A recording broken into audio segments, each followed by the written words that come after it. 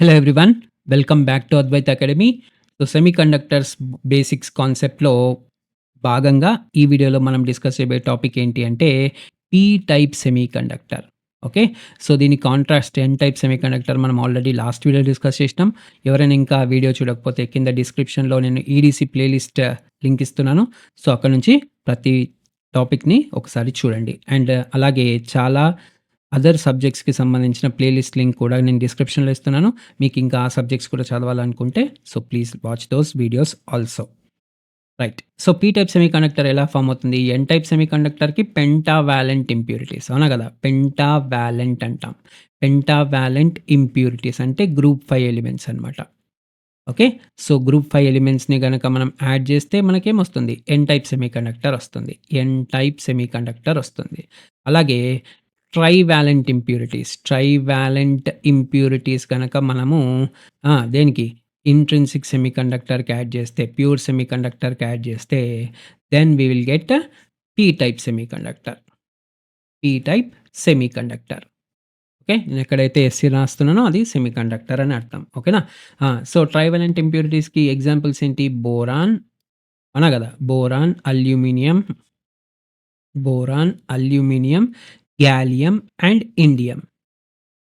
Gallium and indium. Okay. ఇవి most కేసెస్‌లో అడిగిన క్వెషన్స్ కాబట్టి ఇవి డిస్కస్ చేస్తున్నాం. ఓకేనా? రైట్. చెప్పండి. సో, ఇంకా ఇంపార్టెంట్ టాపిక్స్ ఏమేముంటాయి చెప్పండి? సో, లాస్ట్ వీడియోలో మనం ఇంట్రిన్సిక్ సెమీకండక్టర్ గనక మీకు క్లియర్‌గా అర్థమైతే ఎక్స్‌ట్రిన్సిక్ సెమీకండక్టర్ ఫాస్ట్‌గా నేర్చేసుకోవచ్చు. Okay. So, +4 okay. So, extrinsic semiconductor ఎలా వర్క్ అవుతుందనేది మనం డ్రా చేస్తున్నాం ఇప్పుడు. క్రిస్టల్ స్ట్రక్చర్‌ని డ్రా చేస్తున్నాం. ఓకేనా? So, +4 okay. +4 ఇక్కడ +3 అని ఉంది గదా! ట్రైవాలెంట్ ఇంప్యూరిటీ అనమాట. సో, ఇక్కడ మీకెన్నుంటాయి? సో, 3 మాత్రమే మనకు ఎలక్ట్రాన్స్ ఉంటాయి. ఓకేనా? 3 మాత్రమే ఎలక్ట్రాన్స్ ఉండడం వల్ల ఇక్కడేమవుతుంది? హోల్ ఉంటది. అవునా? Non existence of electron in covalent bond is called hole. చెప్పినామా లేదా? రైట్? హ్మ్. సో, ఇక్కడ మనకు 4 ఎలక్ట్రాన్స్ ఇలా ఉంటాయి. Valence shell electrons. ఇవన్నీ గూడా వాలెన్స్ ఎలక్ట్రాన్స్ అనమాట. ఓకేనా? సో, నీట్‌గా క్రిస్టల్ స్ట్రక్చర్ డ్రా చేయాలి కాబట్టి ఇవి కూడా కన్సిడర్ చేస్తున్నాను. క్రిస్టల్ స్ట్రక్చర్ అనేది మీరు నీట్‌గా డ్రా చేసుకోవాలి. ఓకేనా? సో, నోట్స్ కూడా రాసుకోవడం స్టార్ట్ చేయండి. ఓకే. రైట్. సో, ఇప్పుడేమైతది? ఇక్కడ బాండ్స్ ఫార్మ్ అయిపోతాయి. అవునా గదా! సో, ఇవన్నీ గూడా covalent bonds. Covalent bonds are weaker bonds. అవునా గదా! Covalent bonds are weaker bonds and they can be destroyed when external energy is applied. ఒక ఎక్స్‌టర్నల్ ఎనర్జీ మీరు ఎప్పుడైతే అప్లై చేస్తారో అప్పుడు డెస్ట్రాయ్ అయిపోతాయి. చూడండి ఈ థర్డ్ గ్రూప్ ఎలిమెంట్ అంటే ఇంప్యూరిటీ యాటమ్ ఇక్కడ మీకు ఒక కోవలెంట్ బాండ్, రెండో కోవలెంట్ బాండ్, మూడో కోవలెంట్ బాండ్ ఫార్మ్ అయిపోయింది. అవునా గదా! రైట్. సో, ఈ కోవలెంట్ బాండ్‌లో ఇక్కడ ఎలక్ట్రాన్ మిస్ అయింది కాబట్టి ఇదేంటి? హోల్ అనమాట. అర్థమవుతుందా? రైట్? Thoughts all. ఇలా మీకు క్రిస్టల్ స్ట్రక్చర్ అనేది ఉంటుంది. రైట్. ఆ! సో, 0 డిగ్రీస్ కెల్విన్ దగ్గర మనకేదైనా ఫ్రీ ఎలక్ట్రాన్ ఉందా? లేదు. కాబట్టి at 0 degrees kelvin first point at 0 degrees kelvin P type semiconductor also acts as P type semiconductor SC అని రాస్తే సెమీకండక్టర్ ఓకేనా? P type semiconductor also acts as insulator. Okay. Intrinsic semiconductor అయినా, N type అయినా, P type అయినా every element sorry everything every semiconductor sorry every semiconductor acts as insulator. ఓకేనా? Right. ఇప్పుడు next energy band diagram గీయాలి గదా! అప్పుడే గదా మీకు హోల్స్, క్యారియర్ కాన్సంట్రేషన్ ఇదంతా గూడా మీకు క్లియర్‌గా అర్థమవుతుంది. రైట్. దానికోసం మనము ఎనర్జీ బ్యాండ్ డయాగ్రామ్‌ని గీద్దాం. ఓకేనా? హ్మ్. సో, ఇది మీ కండక్షన్ బ్యాండ్, ఇది వాలెన్స్ బ్యాండ్ అండ్ ఇక్కడ ఇంకొక ఎనర్జీ లెవెల్ లైక్ మనము ఆల్రెడీ ఎన్ టైప్‌లో డిస్కస్ చేసినాం గదా! ఎన్ టైప్‌లో డిస్కస్ చేసినట్టే ఇక్కడ ఇంకొక ఎనర్జీ లెవెల్ గీస్తున్నాం. ఓకేనా? హ్మ్. సో, ఇది మీ ఈవీ, ఇది మీ ఈసీ. ఓకే. ఇది మీ ఈఏ. దీని గురించి డిస్కస్ చేద్దాం తర్వాత. ఓకే. హ్మ్. రైట్. సో, ఎప్పుడైతే మీరు external field or external energy apply చేసినారో ఓకే. ఇక్కడున్న ఈ ఏ అనే ఎలక్ట్రాన్ కోవలెంట్ బాండ్‌లోంచి బయటికొచ్చి ఇది ఫ్రీ ఎలక్ట్రాన్‌గా ఫార్మ్ అయిపోతుంది. Okay. Leaving a hole here. Leaving a hole here. అలాగే ఇక్కడ బి అనే electron it comes out of the bonding leaving a hole here. ఓకేనా? సో, ఇక్కడ ఏ అనేది రాస్తున్నాను. బి అనేది రాస్తున్నాను. So, leaving hole in the valence band it jumps from conduction band to valence band to conduction band. Okay. Electron hole pair generation అనుకోండి. ఓకేనా? Electron hole pair generation ఈ ప్రాసెస్‌ని మనం ఏమంటాం? బ్యాండ్ టు బ్యాండ్ ట్రాన్సిషన్ అంటాం. Okay. So, in P type semiconductor also in P type semiconductor also current is due to first band to band transition. అవునా గదా!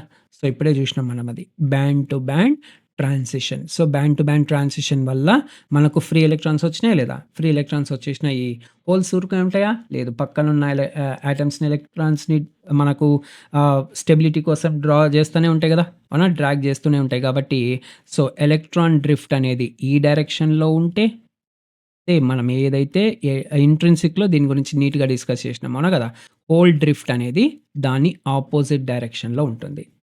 Whole drift అనేది దాని opposite డైరెక్షన్‌లో ఉంటుంది. అవునా? రైట్. ఇప్పుడు ఏమైపోతుంది? ఈ హోల్ ఏదైతే ఉందో, ఈ హోల్‌ని రిప్రజెంట్ చేయాలంటే మనకి ఇంకొక ఎనర్జీ లెవెల్ కావాలి. కాబట్టి ఆ ఎనర్జీ లెవెల్‌ని మనం ఏమంటున్నాము? ఆ! ఈ యాక్సెప్టార్ ఎనర్జీ లెవెల్ అన్నమాట. ఓకే. ఎందుకు యాక్సెప్టార్ అంటామనేది ఇప్పుడు కొద్ది సేపట్లో నేను చెప్తాను మీకు. సో, ఇక్కడున్న హోల్ మళ్ళీ మీరు ఎక్స్‌టర్నల్ ఎనర్జీ అప్లై చేయడం వల్ల మనకి ఇక్కడికొచ్చేస్తుందన్నమాట. ఓకే. నార్మల్ హోల్‌గా అంటే బాండ్‌లో నుంచి బయటకొచ్చేసి ఇప్పుడు ఈ ఎలక్ట్రాన్‌ని కూడా డ్రాగ్ చేస్తుంది. అంటే నార్మల్‌గా ఈ హోల్స్ ఏవైతే చేస్తాయో సో, ఎలక్ట్రాన్‌ని డ్రాగ్ చేస్తాయా లేదా? సో, ఎలక్ట్రాన్‌ని అట్రాక్ట్ చేస్తాయా లేదా? సో, అదే విధంగా ఈ హోల్ కూడా ఈ థర్డ్ గ్రూప్ ఎలిమెంట్‌లో ఈ హోల్ ఎందుకొచ్చింది? బికాస్ మనకు థర్డ్ గ్రూప్ ఎలిమెంట్స్‌లో మనకు 3 ఎలక్ట్రాన్స్ మాత్రమే ఉన్నాయి. కానీ చుట్టుపక్కల మనకు 4 బాండ్స్ ఫార్మ్ అవ్వాలి. అవునా గదా! 4 బాండ్స్ ఫార్మ్ అవ్వాలి. ఎందుకంటే ఇక్కడ వాలెన్షియల్ ఎలక్ట్రాన్‌లో మనకు 4 ఎలక్ట్రాన్స్ ఉంటాయి కాబట్టి ఫోర్త్ గ్రూప్ ఎలిమెంట్స్‌లో ప్యూర్ సెమీకండక్టర్‌లో. కాబట్టి ఈ హోల్ కూడా మనకి ఏ విధంగా ఫార్మ్ అవుతుంది? మనకు ఏ విధంగా యాక్ట్ జేస్తుంది? ఇవి గూడా ఎలక్ట్రాన్‌ని డ్రాగ్ జేయడం ద్వారా కరెంట్ కండక్షన్‌లో పార్టిసిపేట్ అవుతుందనమాట. సో, ఇది సి అనమాట. ఇది ఇక్కడున్న సి. అర్థమవుతుందా? రైట్. ఈ అందుకే దీన్ని యాక్సెప్టార్ ఎనర్జీ లెవెల్ అంటున్నాం. ఓకే. ఈ acceptor energy level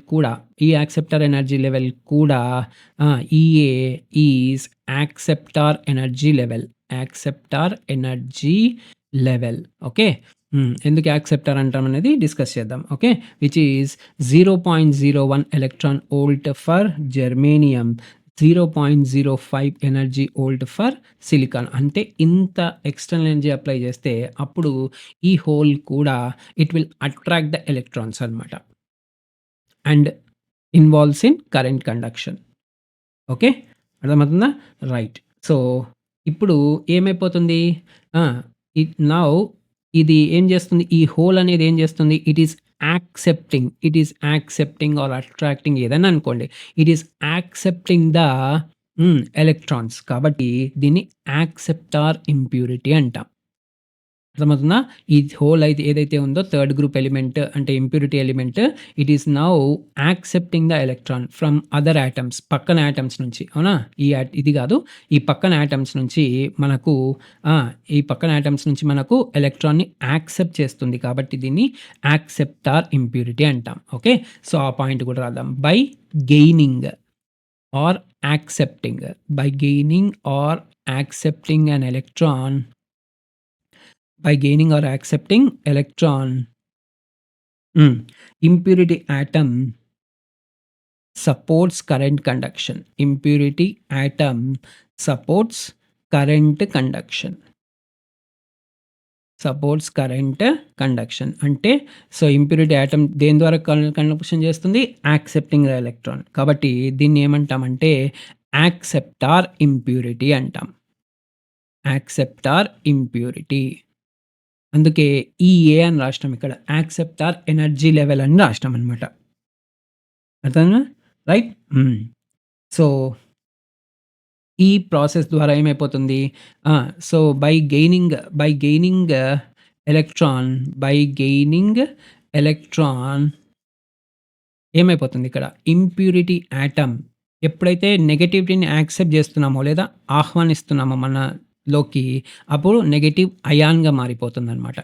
impurity atom becomes negative ion. Negative ion. అర్థమైందా? అండ్ ఈ ప్రాసెస్‌ని మనం ఏమంటామంటే ఆ! ఇంప్యూరిటీ అయనైజేషన్ అంటాం. This process is called impurity ionization.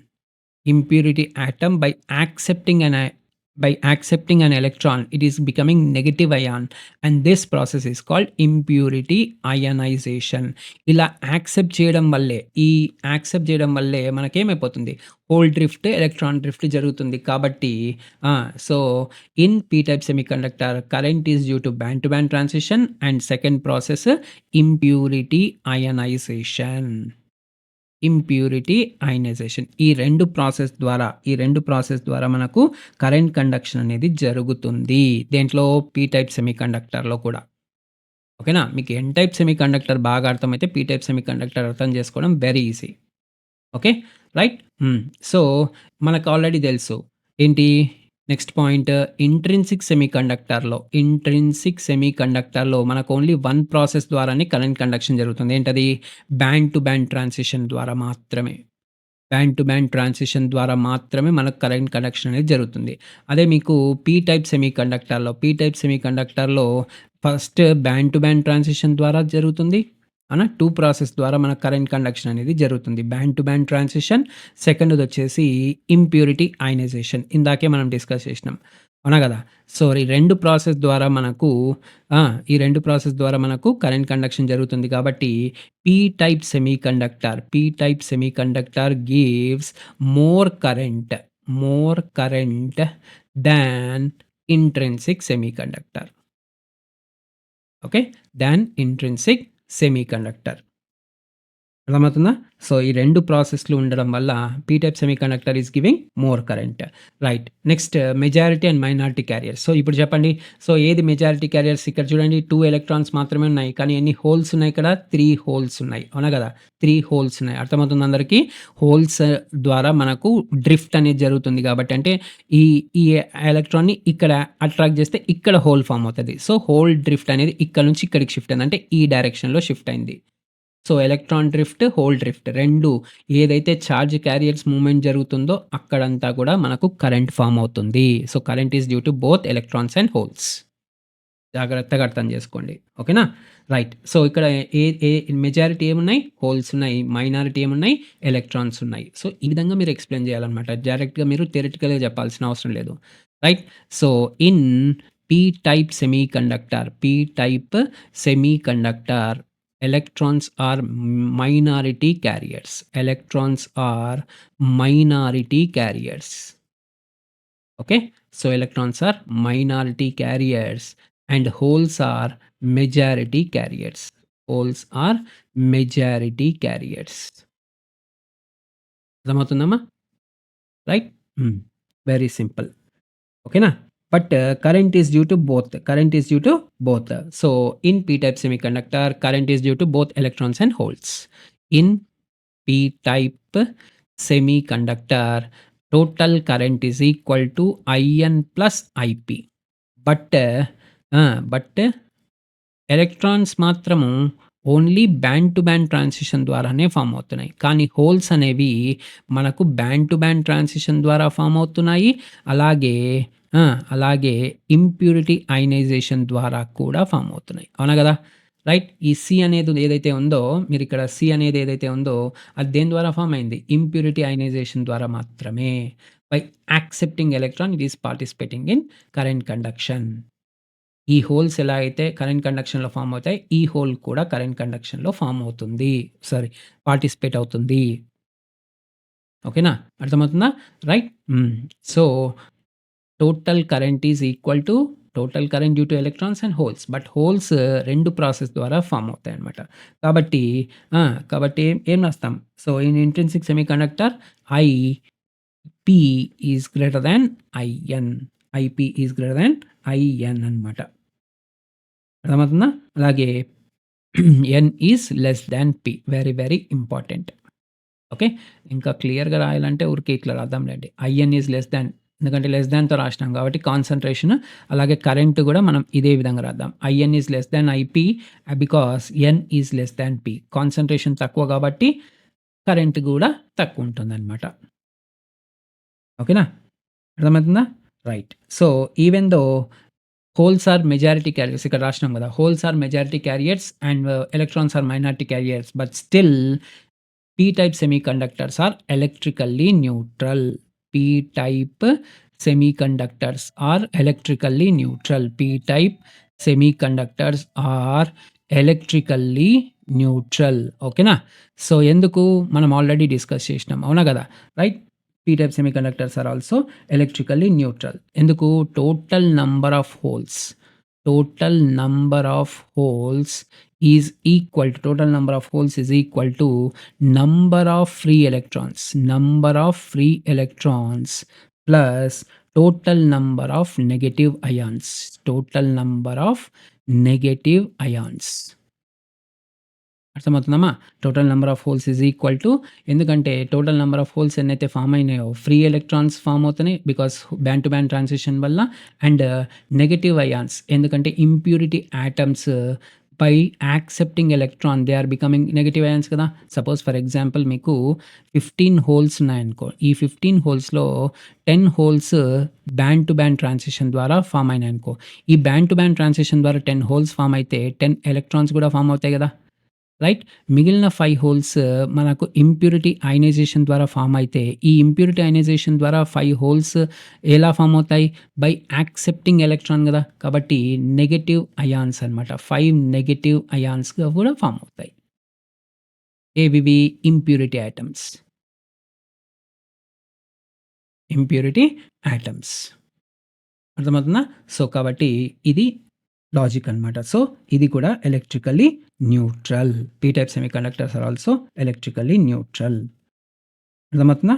Right? అది టోటల్‌గా ఇది మనం డిస్కస్ చేయాల్సిన ఇంపార్టెంట్ పాయింట్స్. అర్థమైందా మీకు క్లియర్‌గా? సో, ఇంట్రిన్సిక్ సెమీకండక్టర్ అంటే ఏంటి? పీ టైప్, ఎన్ టైప్ అన్నీ కూడా డిస్కస్ చేసినాం. Okay. So, energy band diagram కూడా చాలా చాలా ఇంపార్టెంట్. ఓకే. మిమ్మల్ని అడుగుతారు ఎందుకు హోల్స్ మెజారిటీ క్యారియర్స్, ఎందుకు ఎలక్ట్రాన్స్ మైనారిటీ క్యారియర్స్ అన్నప్పుడు మీరు ఎక్స్‌ప్లెయిన్ చేసే పొజిషన్‌లో ఉండాలి. ఓకే. ఇప్పుడు సింపుల్‌గా ఒక చిన్న ఆహ్, ఏమంటారు సమ్మరీ లాగా రాద్దాం. ఓకే. సమ్మరీ లాగా రాద్దాం. ఓకే. హ్మ్. సో, ఒకవేళ గనక ఎన్ అనేది మనకు ఫ్రీ ఎలక్ట్రాన్ కాన్సంట్రేషన్ అనుకుందాం. Free electron concentration is N, represented by N.